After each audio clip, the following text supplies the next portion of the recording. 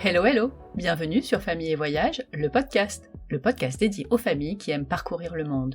Je suis Stéphanie, maman de 2 nados de 13 et 17 ans, tombée dans la marmite des voyages toute petite et complètement addicte depuis. Si vous cherchez une nouvelle destination pour vos prochaines vacances, si vous vous titillez pour un voyage au long cours, abonnez-vous. Les carnets de voyage de mes invités vont vous emmener aux 4 coins de la planète sans prendre l'avion. Enfin, pas tout de suite.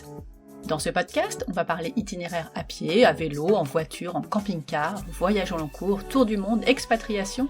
Les parents voyageurs vous donneront plein d'idées d'activités à faire avec vos enfants, leurs bonnes adresses pour goûter les spécialités du coin et bien sûr leurs meilleurs ratés. Je vous proposerai également des reportages entre récits, témoignages et interviews. Bon, ça suffit le blabla, il est temps de passer à ma nouvelle conversation. Juliette et Hubert sont partis en juillet 2020 avec leurs 4 enfants de 12, 9, 6 et 3 ans faire le tour du monde en bateau à bord de Kumbaya. Ils se sont donné 3 ans, et en fait non, 4 parce que c'est vachement mieux, pour naviguer sur les mers et océans du globe.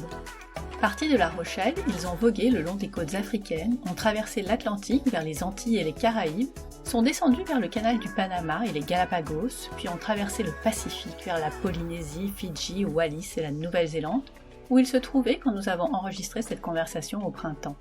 Ils y sont d'ailleurs restés bien plus longtemps que prévu et n'ont repris la mer que récemment pour la Nouvelle-Calédonie qu'ils explorent actuellement.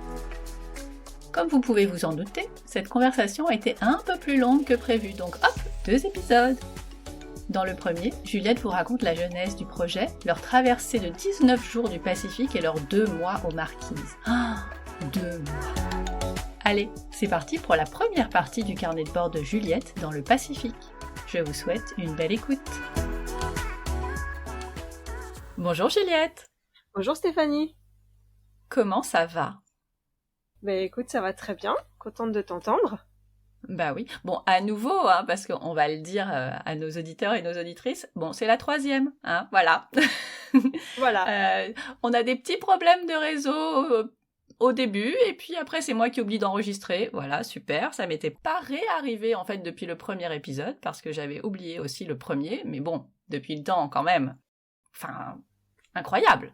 C'est ça. Mais c'est parce que ton histoire est tellement sympa, et ton aventure est tellement dingue que j'avais envie de la réécouter plusieurs fois.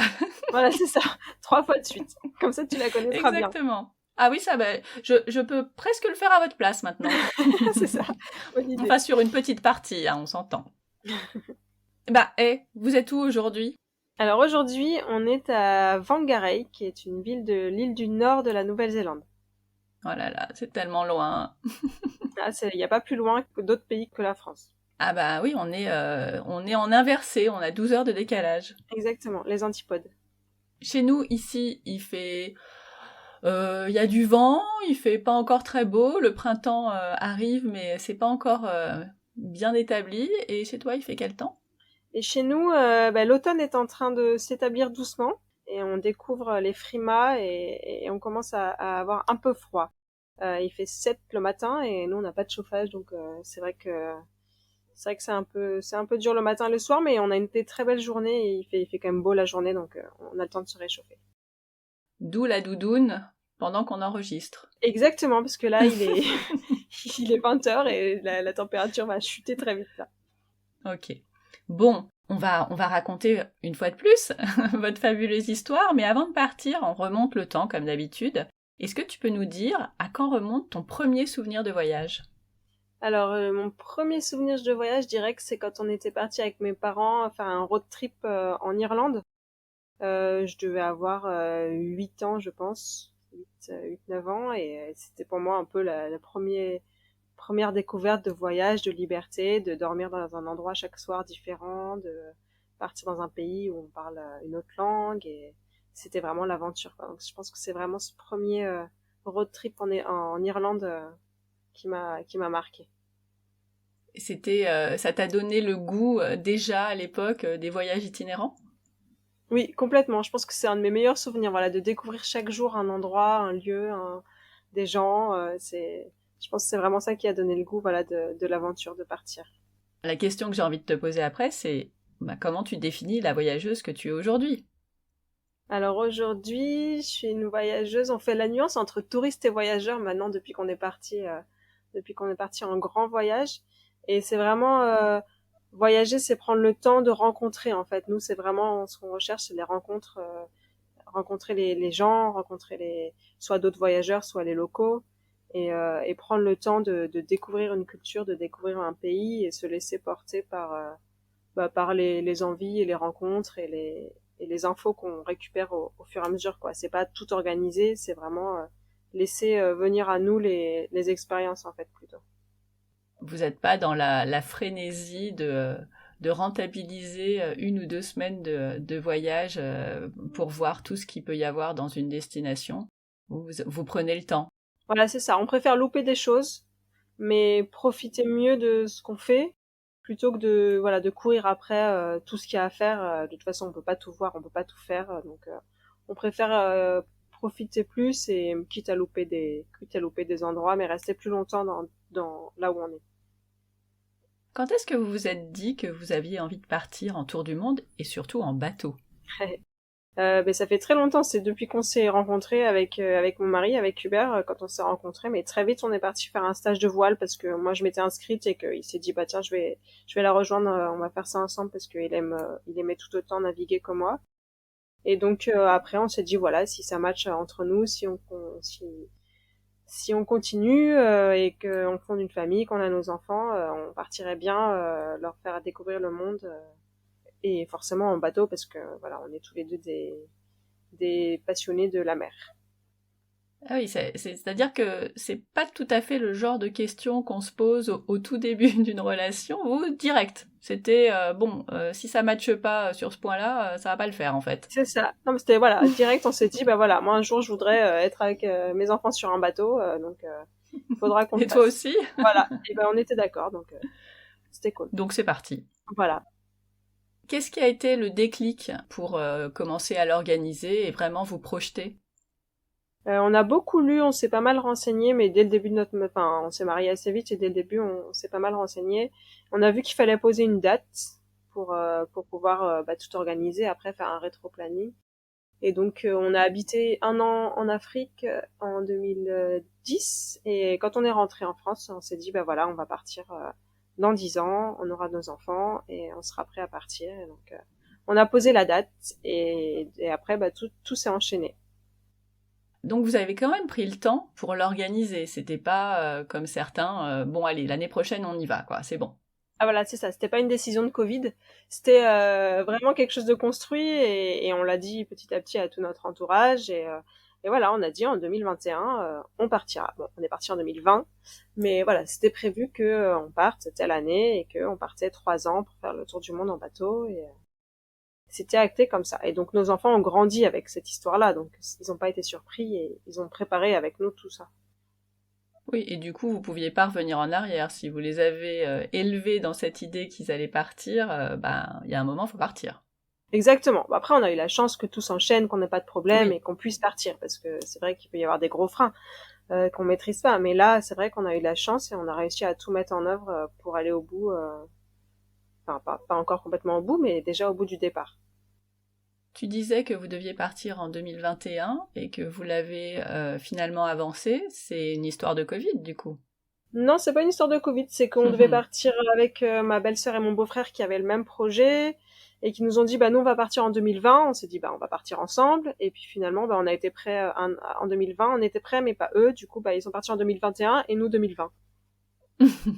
Bon, nous on est prêts, on y va, hein. Vous êtes sympas, mais on va pas vous Voilà. attendre. On avait démissionné, bah il y a un moment où on pouvait plus revenir en arrière quoi. Comment vous avez défini votre itinéraire? Alors en bateau, c'est le vent et les courants qui définissent l'itinéraire, c'est-à-dire qu'il y a des périodes pour traverser l'Atlantique par exemple, c'est à partir de novembre jusqu'à février-mars. Enfin voilà, donc c'est vraiment tout ça qui définit l'itinéraire. Et après on l'a affiné, on continue de l'affiner en permanence en fonction de nos envies, en fonction de la météo et de ce qu'on a envie de voir et de faire et voilà. Mais sinon, un tour du monde en 3 ans, nous, ça fera 4 ans, mais globalement, un tour du monde est déjà assez défini par toute cette saisonnalité, en fait, des océans. Oui, et du coup, vous partez vers l'ouest et vous faites le tour dans ce sens-là. C'est ça l'idée? Exactement. Voilà, exactement. Quel âge avaient les enfants quand vous êtes partis? Alors, ils avaient Ils avaient 12 ans, 9 ans et... Je réfléchis parce qu'il y a déjà un peu moment. Je vais y arriver. 6 ans et 3 ans. Du coup, il y avait de l'école. Donc comment vous êtes organisés? Il y avait de l'école, il y a toujours de l'école. Oui, bah oui. On a cherché un organisme par correspondance pour ne pas être seul face à ça. À Et l'ampleur de la tâche. exactement. Et donc on a pris un cours par correspondance privé parce qu'on voulait pas être au CNED parce que c'était un peu compliqué. On voulait pas faire toutes les matières et avoir on voulait pas avoir trop de choses à faire. Donc on a pris le cours Sainte-Anne, qui est un cours par correspondance privé qui a un très bon niveau, et on a pris essentiellement maths, français et anglais. Pourquoi cette décision de prendre que ces 3 matières? Parce qu'on avait conscience que faire travailler 4 enfants c'était déjà beaucoup, et qu'on allait se faciliter la tâche, sachant qu'ils allaient apprendre par eux-mêmes au cours du voyage un peu toutes les autres matières en fait. Donc peut-être qu'ils auront des lacunes sur certaines choses en rentrant. Là, on se pose des questions pour l'année prochaine, justement, de prendre peut-être une année complète pour qu'ils rattrapent, justement. Ma grande, elle sera en troisième, donc tout ce qui est Oui. technologie, etc. Enfin, des choses qu'elle n'aura pas forcément connues. Donc voilà, on va peut-être faire ça pour l'année prochaine, mais sinon, jusque-là, maths français suffisait, les langues, et le reste, ils apprennent quand même beaucoup au quotidien en voyageant. Évidemment. C'est quand même assez riche. De mémoire, alors je sais plus ce que c'est le programme de techno en 3e, et je vais le refaire avec mon 2e l'année prochaine. Mais ils ont notamment étudié les ponts, je crois, l'année dernière. Je pense qu'en termes de ponts, elle doit être pas mal. Oui, c'est ça. Non, mais on avait regardé. En fait, on avait regardé les programmes et on était tombé sur le premier truc. C'était le cycle de l'eau. On avait dit bon bah d'accord, c'est bon, on peut refermer le livre, on se débrouillera. Ça devrait aller. C'est ça. Qu'est-ce qui a été le plus compliqué dans votre organisation avant de partir? Ouais, avant de partir, on n'a pas eu beaucoup de complications. On a eu de la chance parce qu'en fait, on a fait un gros rétro-planning et tout s'est bien enchaîné. Il y a le Covid qui nous a un peu retardé parce que ça a retardé la livraison du bateau. Mais sinon, on avait un peu tout organisé pour être prêt et on a déménagé 3 fois quand même avant de partir. Et voilà, mais finalement ça s'est bien enchaîné. On n'a pas eu de grosses complications. Vous étiez fin prêt pour l'aventure. Ah, plus que prêt, ouais. C'est quoi votre état d'esprit le jour où, ça y est, vous prenez la mer? Le jour où on est parti, on était un peu flippés quand même parce qu'on part direct pour la traversée du golfe de Gascogne, qui est quand même 5 jours de mer. Enfin, parce que nous on avait prévu d'aller directement aux Canaries, donc on avait prévu même carrément 10 jours. Sachant que nous on n'avait pas été plus loin qu'une nuit en mer, quoi. Enfin, donc c'était un peu. Ah bah oui, allons-y. Le grand bain, quoi. Sachant qu'on était au mois d'octobre, que la météo se gâte, qu'on n'avait pas des conditions qui étaient forcément très clémentes. Donc voilà, on est un peu flippés. Il y avait beaucoup de monde qui était venu nous dire au revoir. Tout le monde montait sur le bateau et tout. Nous, on en avait qu'une envie, c'était un peu de partir, hein, parce que tout était prêt et il fallait qu'on y aille, quoi. Donc on a rigolé parce qu'on est monté sur le bateau pour faire des photos et on a dit on redescendra embrasser tout le monde. Et en fait, on avait dit qu'on partirait à 14h et puis une fois qu'on est monté sur le bateau, on a dit on y va et puis du coup on n'est jamais allé embrasser nos familles et on s'est aperçu de ça après coup, quoi. C'est moche. Ouais, c'est moche. Bon, après c'était le Covid, hein. Donc ouais, voilà, ça va, il a bon dos là, le Covid. Mais c'est vrai que notre départ après coup, on s'est dit mais on n'est même pas redescendu embrasser nos parents, quoi. Ouais, c'est pas sympa. Bah non, mais bon. Ils vous en ont pas voulu. On était un peu flippés, quoi. Bah oui, je comprends. Et ça devait être... tout devait se bousculer dans la tête, trop d'émotions. Voilà, exactement. Et les enfants, ils étaient plutôt surexcités Alors, ils avaient pas le même âge, donc j'imagine que c'était un peu différent. Ils étaient un peu mitigés, oui, certains un peu plus excités. Notre grande, elle était un peu plus partagée. Non, ils étaient plutôt calmes et ils avaient plutôt conscience de ce qui se passait, je pense. Bon.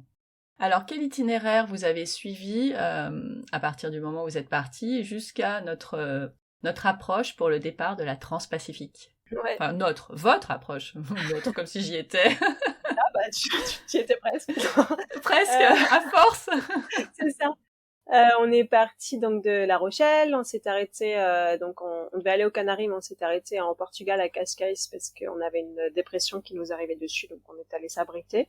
Après les Canaries, le Cap-Vert, du Cap-Vert on a traversé l'Atlantique jusqu'en Guyane. On voulait aller au Brésil, mais avec le Covid c'était trop compliqué. Donc on s'est arrêté en Guyane, et de la Guyane on a remonté jusqu'aux Grenadines, donc dans les Antilles. Les Grenadines, après on a remonté tout l'arc antillais en passant par Martinique, Guadeloupe, Saint-Martin, Saint-Barth, Antigua, Barbuda, etc. jusqu'en République dominicaine. Et après, de République dominicaine, on est descendu jusqu'à Curaçao, qui est une petite île au-dessus du Venezuela. Et Curaçao, la Colombie.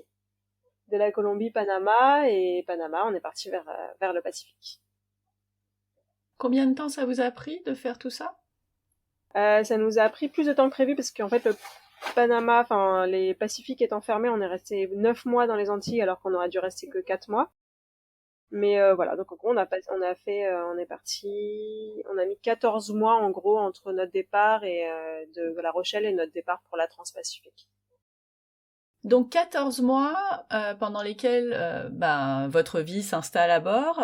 Est-ce que vous avez défini des rôles pour chacun? Les rôles se définissent au fur et à mesure, oui, et évoluent d'ailleurs au fur et à mesure du temps, quoi. Donc oui, on leur a, dans la vie quotidienne déjà, ils ont un peu leurs tâches, vaisselle, etc. Et ça, c'est un peu toutes les familles nombreuses qui ont un peu ça. Et après, dans le bateau, on les force pas et chacun prend un peu son indépendance de faire, enfin, ça choisit de faire ou pas certaines choses. Mais c'est vrai que notre grande Louise, depuis le début, elle nous aide pas mal pour affaler la voile, pour faire les choses un petit peu plus physiques. Et après, ils ont chacun leur approche du bateau. C'est vrai que celui qui est le plus intéressé, c'est Paul, notre troisième, qui est lui notre capitaine en chef presque, parce que c'est lui qui surveille tout et et qui va nous dire oh là là, il y a trop de vent là, il faut qu'on réduise la voile ou alors oh là là, on dérive. Enfin voilà, bref, il surveille tout. Il est très observateur, donc c'est marrant. Et après voilà, ils participent tous un peu à leur convenance. Enfin, on voulait pas les forcer parce qu'on veut pas les dégoûter de la voile. Oui. Et donc voilà, il faut un petit peu comme ils veulent, sachant qu'au début on essayait vraiment nous deux de gérer le bateau tous les deux pour apprendre déjà à le gérer à deux avant de les faire participer, quoi. Est-ce qu'il y a eu sur cette première partie des moments un peu difficiles où vous vous êtes dit ouais c'est pas simple quand même? Pas vraiment de moments très difficiles, mais enfin oui, là, le Trans-Gascogne, c'était notre grand bain, donc oui, c'était pas facile, on n'a pas dormi, on a été secoués, etc. Donc ça, c'était vraiment la première nave, le petit baptême, quoi. Mais après, ça s'est bien enchaîné et non, on n'a pas eu de problème. On s'est mis dans le rythme, mais il nous a fallu, je dirais, presque un an pour vraiment être à l'aise et se mettre vraiment dans le rythme d'une vie en bateau, quoi. Ah bah oui. Que ce soit sur la navigation, le fait de la promiscuité aussi, ça doit pas être toujours évident. Même si Ouais. vous avez un... D'ailleurs, tu nous as pas dit, c'est quoi comme bateau? On a un bateau, on a de la chance, on a un Nautitech 46 Open pour les connaisseurs, mais donc c'est un bateau de 14 mètres de long sur 7 mètres 50 de large à peu près. Donc si tu fais en ratio au mètre carré, c'est quand même assez grand vu que c'est un rectangle, ça fait presque 100 mètres carrés, enfin ça fait 100 mètres carrés. Et donc on a de la chance, on a par rapport à notre appart de 86 mètres carrés en banlieue parisienne, on est presque large, quoi. Ah mais oui, et vous avez combien de cabines? On a 4 cabines doubles. Et donc une avec un lit superposé, donc les enfants ne dorment pas tous en lit double, quoi. Donc c'était ce qu'on voulait aussi. Et non, on a de la place. C'est quand même sympa la promiscuité dans ce sens-là. Oui. Et puis on a notre terrain de jeu extérieur. Ah bah oui, c'est surtout là que c'est intéressant. La piscine. La piscine, oui. En toute simplicité. Non mais voilà. Est-ce qu'il y a eu un vrai coup de cœur? Je suis sûre qu'il y en a eu plein, hein. Mais si tu devais en retenir qu'un, enfin toi et la famille, pas que toi, sur cette première partie de voyage, ce serait quoi? Ce serait où? Ce serait la première découverte des Antilles, c'est-à-dire les Grenadines. Magique parce que on arrive dans l'eau turquoise, les plages de sable fin, les palmiers, etc. Et c'était en temps de Covid, donc on était très très peu de bateaux. Donc en fait, on avait les îles pour nous tout seuls, donc c'était magique. Après, je vais en dire 3. Après, il y a Curaçao, Allez. petite île au nord du Venezuela, qui est hollandaise, où on a passé 2 mois de vacances. On s'est régalé parce que les fonds marins sont magnifiques et tout est facile là-bas. Donc c'est vrai que c'était super. Et la Ouais. dernière, c'est la Colombie parce que on a fait un road trip de 15 jours dans les terres et la Colombie est un pays magique. C'est ce que j'entends de plus en plus. On n'y pense pas forcément en premier lieu dans les pays d'Amérique du Sud, mais à chaque fois que des parents voyageurs y sont allés, ils m'ont dit vraiment incroyable. Ah ouais, c'est hyper varié, les paysages changent, le climat change, et puis voilà, c'est l'histoire aussi du budget en Colombie. On est un peu c'est quand même beaucoup plus accessible, donc on a pu se permettre des choses qu'on se permet pas forcément Mm. ailleurs, quoi. Donc ça fait la magie du voyage aussi un peu. Bon, bah tout ça nous amène aux portes du Pacifique. Est-ce que c'est un moment, oui, c'est, je pense, un moment particulier, mais est-ce que quand vous arrivez à l'endroit où vous allez partir, vous restez un petit peu, vous allez forcément faire des courses, j'imagine, puisque c'est combien de temps une transpacifique? Une Transpacifique, c'est entre 2 semaines pour les bateaux qui vont très vite et un mois pour ceux qui sont Ok. un peu moins rapides. Mais oui, on est resté au Panama 2 mois déjà côté Atlantique, parce qu'on a profité du Panama côté Atlantique qui est magnifique. Après, on a traversé le canal et après, on est resté, je pense, à peu près 2 semaines côté Pacifique à Panama City. Donc là, c'est pas un mouillage très sexy, mais voilà, c'était pour faire des courses, pour mettre le bateau au propre, voilà, pour que tout soit prêt, pour attendre la météo et pour Oui. récupérer mes parents qui sont venus aussi traverser avec nous le Pacifique. Ah, trop bien! Oui, on a eu de la chance d'être accompagnés. Et eux, ils étaient déjà venus au cours des 14 premiers mois? Non, c'était la première fois qu'ils arrivaient sur le Waouh! bateau. Et donc, c'était une joie pour nous de les accueillir et de traverser le Pacifique avec eux. C'est quand même assez mythique. Ah bah ouais, ils n'ont pas choisi la partie la plus enfin facile, c'est pas forcément le mot que je voulais employer, mais là c'est de la pleine mer, il y a toujours une incertitude, comment on va traverser, comment ça va se passer. Exactement, ouais, ouais. Non, ils avaient choisi de faire ça depuis le début. On s'était dit qu'on ferait ça parce Ah, qu'ils aiment bien naviguer et ils aiment bien la haute mer, justement. Donc voilà. Mais c'est vrai que c'est pas la partie la plus facile, on est d'accord.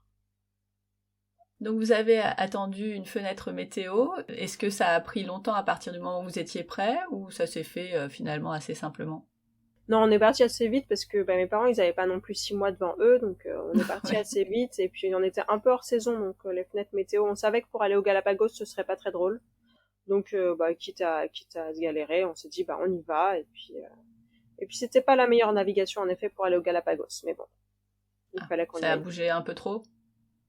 Ça bougeait pas mal, on avait le vent et le courant un peu contre nous, donc on Ah, n'était pas très rapide et on a dû faire un peu un détour pour avancer, mais bon voilà, après on a mis une semaine et voilà, c'était un peu hard pour mes parents cette première navigation, mais mais voilà, après tout s'est bien passé, on est arrivé au Galapagos. ok. Et alors, ça y est, c'est parti pour la Transpacifique. Raconte-nous un peu cette traversée qui est la Transpacifique, quoi. Rien que le mot, moi, ça me fait rêver. Ben oui, c'est la plus grosse traversée qu'on aura fait d'ailleurs. Et après, voilà, on a passé 10 jours de rêve au Galapagos, c'était vraiment top. Et on est parti, bon, on était prêts, on avait hâte de partir. On est parti le 25 décembre, le jour de Noël. Donc voilà, après on a eu de la chance, on a eu une très bonne météo, on a eu une super traversée, on est allé vite, c'était confortable. On a eu vraiment beaucoup de chance là-dessus, on n'a pas eu de gros coups de vent. Voilà, on a mis 19 jours donc quand même de mer pour arriver aux Marquises.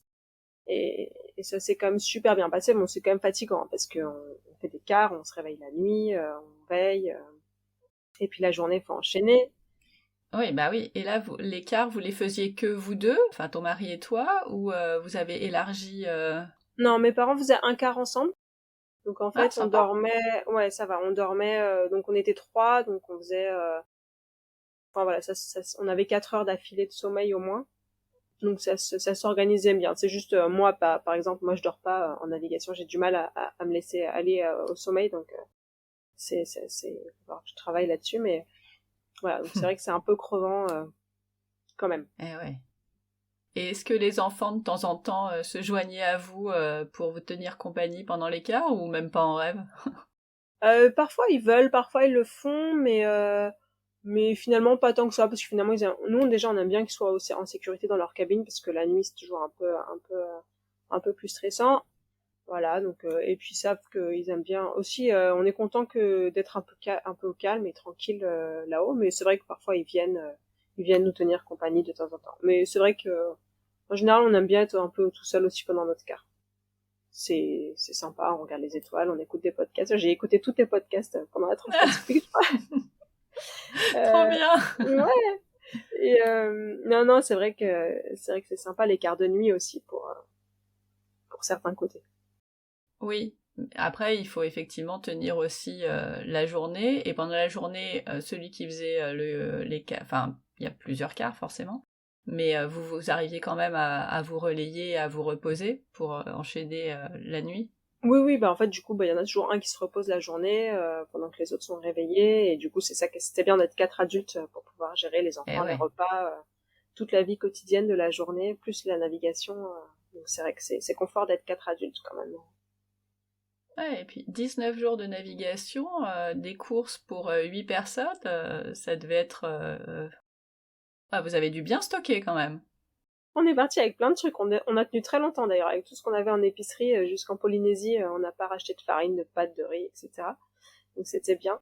En termes de légumes, c'est sûr que là, au bout d'un moment, il n'y a plus Eh rien, ouais. mais ça va. On a tenu 19 jours, il nous restait encore quelques légumes, pas de fruits. Mais bon, après on avait des boîtes, voilà, on avait de quoi manger. Tu sais pourquoi tu pars aussi, donc Oui, on avait c'est pas grave préparé. si t'as pas des fruits frais tous les matins. C'est ça, non, on en avait pas mal. Et puis on savait qu'on arriverait aux Marquises et qu'il y en aurait beaucoup. Est-ce qu'il y a eu un moment particulier dans cette Transpacifique, un moment fort ou au contraire un moment un peu moins sympa? On a passé l'équateur, donc ça c'était génial. On avait mon père qui avait déjà passé l'équateur nous a fait toute une cérémonie parce il faut avoir déjà passé l'équateur pour pouvoir organiser la cérémonie. Donc on s'est déguisé, on a été couper la ligne et tout. Donc ça c'était vraiment un super moment. En plus il faisait très beau ce jour-là, c'était vraiment trop bien. Donc ça c'était un fort moment de la traversée. Et puis après, on a eu des super couchers de soleil. On a vu le fameux rayon vert, là, c'est un petit rayon au moment où le soleil se couche, qu'on voit très rarement dans des conditions très exceptionnelles. Donc, on a réussi à le voir et voilà. Et après, si un drôle de truc en plein milieu de la nuit, ma mère m'a réveillée parce qu'il y avait des grosses lumières partout. Et en plein milieu du Pacifique, on était ah, mais qu'est-ce que c'est que ce truc, quoi? Mais des gros spots, et en fait, c'était toute une flottille de pêcheurs chinois. Et qu'est-ce qu'il Mais faisait qui là? éclairait, ah bah voilà, c'est la question. En fait, ils ratissent les océans, et donc c'était pas très joli de jour parce qu'on voyait mieux les bateaux qui étaient un peu en mauvais état d'ailleurs, mais voilà, c'est un peu impressionnant. Mais c'est vrai que en pleine nuit, alors que d'habitude on est habitué à rien voir, on est au milieu de nulle part. Et là, des spots à droite, à gauche, on disait ah, mais qu'est-ce que c'est que ce truc? Il y avait 15 pêcheurs chinois au milieu du Pacifique. Très étonnant. Ouais. Et vous êtes passé à côté et vous avez suivi votre route, eux n'ont pas bougé. Non, on s'est pas dérangé ni l'un ni l'autre, c'est juste que c'était impressionnant de voir Mais ouais. comme ils ratissent avec leurs gros spots pour attirer le poisson, là, c'est vrai que Ah, c'était pauvre poisson. impressionnant. Ouais, c'est ça, ça nous a pas rassuré Sur leur sur ça. Mais façon de surtout, faire. c'est hyper loin de la Chine, quoi. Enfin, on se demandait ce que Mais c'est loin. oui! Ah ouais, Ouais, étonnant. Bon. c'est pas très joli. Les enfants, pendant 19 jours, à un moment, ils disent j'en ai marre, je veux descendre du bateau.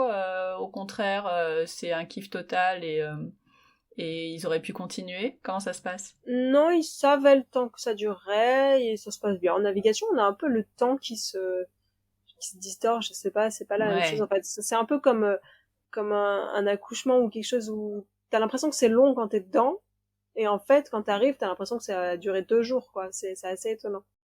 À l'intérieur de ce temps-là, c'est un peu, le temps passe vite et lentement à la fois. C'est assez étrange. Donc les enfants, eux, ils ont leur vision du truc. Ils s'occupent, ils Mhm. travaillent le matin, ils jouent l'après-midi, ils lisent. On n'a pas eu de ras-le-bol général des enfants, pas du tout. Moi, c'est des marins, donc ça leur va bien en fait. Ils sont habitués en fait, donc c'est vrai que Mais oui, c'est ça. ouais. Et puis ils sont contents, hein. Ils ont pas de, on est dispo. On n'a pas de téléphone, on n'a pas de réseau. On est dispo pour être avec eux. On cuisine, on joue. Finalement, Finalement, ils aiment bien. Ouais, j'imagine. Sur le temps qui est un peu différent, alors j'ai pas fait de transpacifique, mais j'ai eu la chance de faire une transatlantique. Et c'est vrai que j'avais trouvé ça complètement hors du temps. Ouais, Et le fait de... En plus, ton décalage horaire, bah, tu le rattrapes au fur et à mesure. Je me souviens que c'était 1 heure tous les 2 jours, en l'occurrence, quand je l'ai fait. ouais, c'est à peu près ça. On se cale au soleil, en fait. Tout d'un coup, on se dit, tiens, il fait nuit à 20h, c'est pas normal. Hop, on redécale. Et ouais, c'est une bulle en fait. Ouais, Ouais, complètement. c'est vraiment chouette. Et c'est vrai que c'est assez étonnant cette notion du temps, parce que quand on est dedans, on se dit, oh là là, on n'arrivera jamais, il nous reste encore 15 jours, mais jamais je vais y arriver. Et en fin de compte, bah, les jours s'étreignent petit à petit, et quand on est arrivé, on a l'impression qu'on est parti bah, la veille, quoi. Bah, on est déjà arrivé, c'est quoi Ouais, c'est cette ça. histoire? C'est un peu étonnant. Et donc vous arrivez aux Marquises. Et on arrive magique aux Marquises. En plus, c'est des îles volcaniques, donc on les voit de loin. On a mis la journée, en fait. Je crois qu'on a vu la Terre le matin.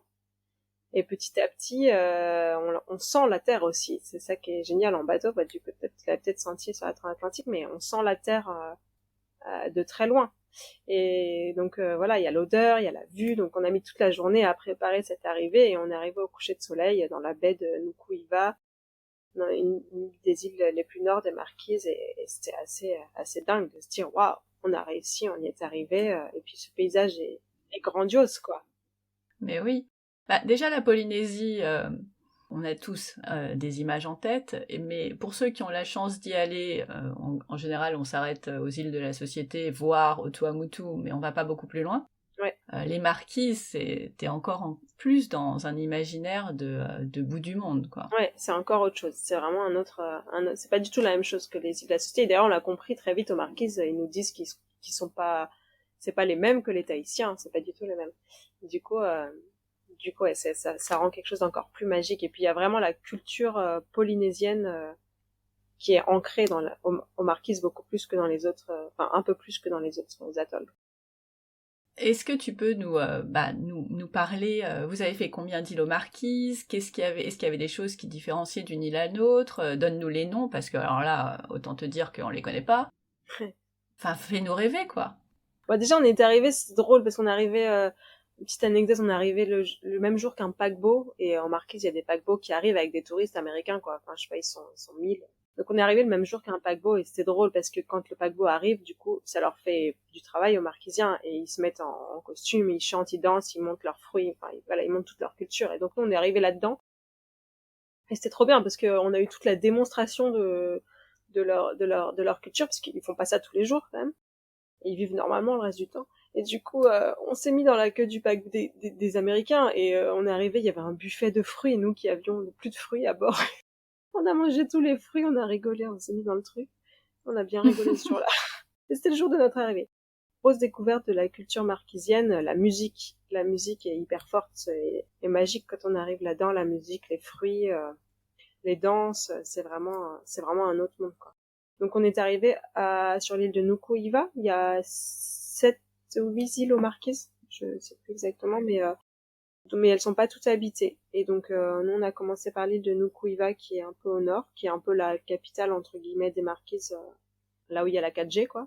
Oui. Et Après il d'où y le en a plus. paquebot des Américains aussi, sans doute. Voilà, c'est ça. 1, 2, 3, 4, 5, 6, c'est ça. Il y a 7 îles aux Marquises. Donc on a commencé à Nukuiva, on a passé quelques jours là. Après on est descendu sur Ivawa, qui est l'île de Jacques Brel et de Paul Gauguin, donc un peu plus touristique. Donc Eh oui, forcément. voilà, là on a pas mal visité. C'est vraiment, on découvre la culture polynésienne, les sculptures, les tikis, la végétation. Enfin voilà, c'est vraiment magique, quoi. C'est vraiment spécifique. Il y a des fruits partout. Quand on part se balader, on revient avec un ananas, des papayes, un régime de bananes que les gens nous donnent, quoi, parce que les gens sont hyper accueillants et super gentils. Donc Ah, c'est c'est cool. pour eux normal de t'offrir des fruits et des légumes, quoi. Bah, ça tombe bien. Ouais, bah c'est plutôt sympa. Bah, vu qu'il n'y a pas grand chose d'autre en fait, donc c'est vrai que c'est pas mal. Après, il y a la petite île de Tawata en dessous où on a vraiment passé du temps parce que là, c'est une petite île où c'est facile de se mettre en bateau parce que les autres îles sont assez abruptes et que c'est volcanique, donc on peut pas mettre notre ancre facilement parce que c'est très vite très profond. Ah oui. Ok. Donc à Tawata, il y a des baies qui sont géniales et notamment des petits villages. Et donc là, on a un peu vécu la vie de village. On est resté en tout 2 mois en Marquise. Donc on a pu avoir le temps de rester, je pense, 3 semaines au moins à Tawata. On a mis notre dernière à l'école pendant quelques jours. Ah, trop sympa. Ouais, Hubert il est parti à la pêche de nuit avec les pêcheurs locaux. Enfin voilà, on a vraiment un peu apprécié de vivre comme eux, enfin avec eux plutôt, pendant quelques semaines. Donc ça, c'est vraiment magique aussi. Et comment ta petite dernière qui va à l'école aux Marquises, est-ce qu'elle était contente d'aller à l'école ou en fait, bon, elle a tellement l'habitude d'être qu'avec vous que c'est pas si simple? Comment ça s'est passé? C'était pas évident. Après, elle y est allée avec un autre ami de bateau, donc ils sont allés à 2. Donc Ah, ils se sont tenus courageux. Le lendemain, le deuxième a pas voulu, donc elle a été brave. Elle a fait sa brave, mais arrivée devant l'école, elle voulait plus y aller. Je dis bah oh, écoute là, choupette. t'es là, il faut y aller quand même ma pauvre. Donc je l'ai un peu, voilà, je l'ai un peu envoyée à l'école et puis après elle a plus trop voulu y aller. Donc elle a fait 2 jours, mais elle était très contente. Après elle était très fière d'y être allée. Et la maîtresse était super gentille, on a discuté beaucoup avec eux et c'était une super expérience quand même quoi. Bah oui, puis c'est pas donné à tout le monde d'aller à l'école aux Marquises au bout du monde. Non, ils sont allés aux Fidji aussi. Ah oui, mais c'était après.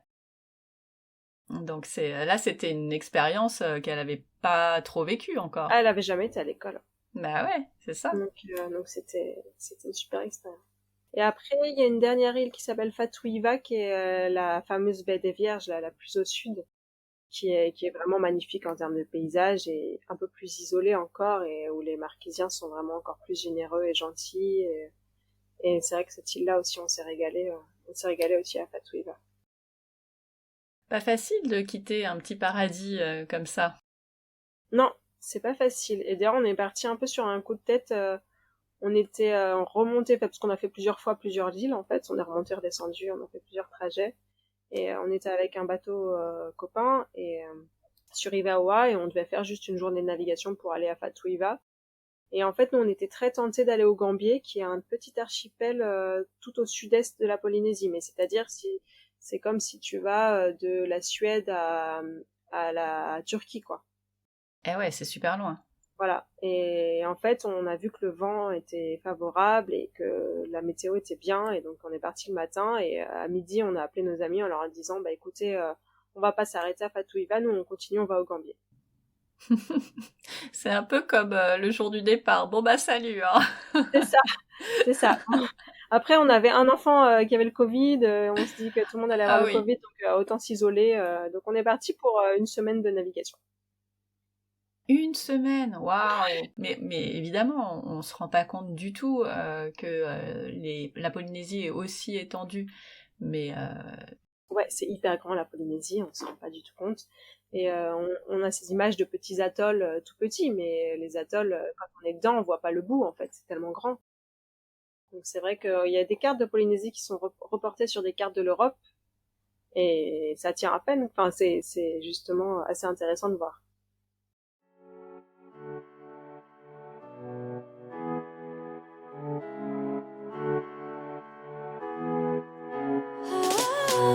voilà, c'est tout pour aujourd'hui. Merci d'avoir écouté jusqu'au bout.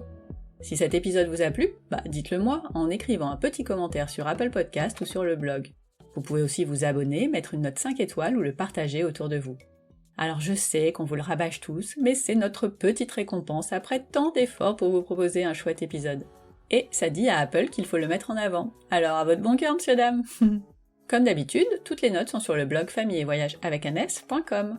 Vous voulez ouvrir vos carnets de voyage ou vous aimeriez en écouter un sur une destination particulière? Retrouvez-moi sur Instagram, @familleetvoyage, toujours avec un S, _blog. À bientôt pour le prochain épisode. D'ici là, prenez soin de vous, inspirez-vous et créez-vous de chouettes souvenirs en famille.